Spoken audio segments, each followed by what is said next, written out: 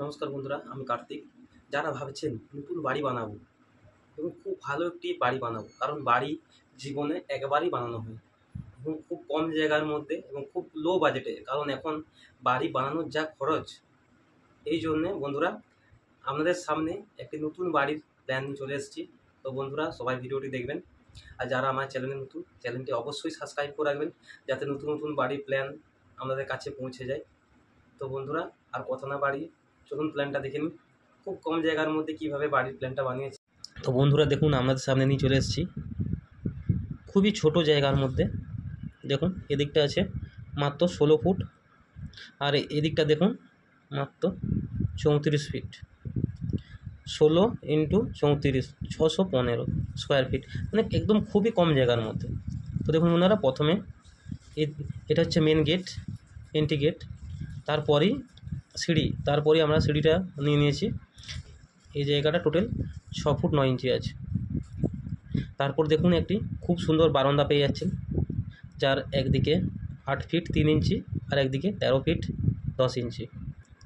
তারপরে সামনে একটা কিচেন পেয়ে যাচ্ছেন, কিচেনটা যার একদিকে 8 ফিট 8 ইঞ্চি আর একদিকে 6 ফিট 6 ইঞ্চি। তারপরে একটা পেয়ে যাচ্ছেন বেডরুম, একটা খুব বড় বেডরুম, 10 ফিট বাই 10 ফিট, দেখুন খুব সুন্দর। আর তার পাশেই একটা টয়লেট প্লাস বাথরুম পেয়ে যাচ্ছেন, যার একদিকে হচ্ছে 4 ফুট 9 ইঞ্চি আর একদিকে 7 ফিট 1 ইঞ্চি। তারপর এইদিকে একটা দেখুন, এটা আপনারা বেডরুমও ব্যবহার করতে পারেন আর স্টাডি রুমও ব্যবহার করতে পারেন, যার একদিকে দেখুন 8 ফিট আর একদিকে 8 ফিট।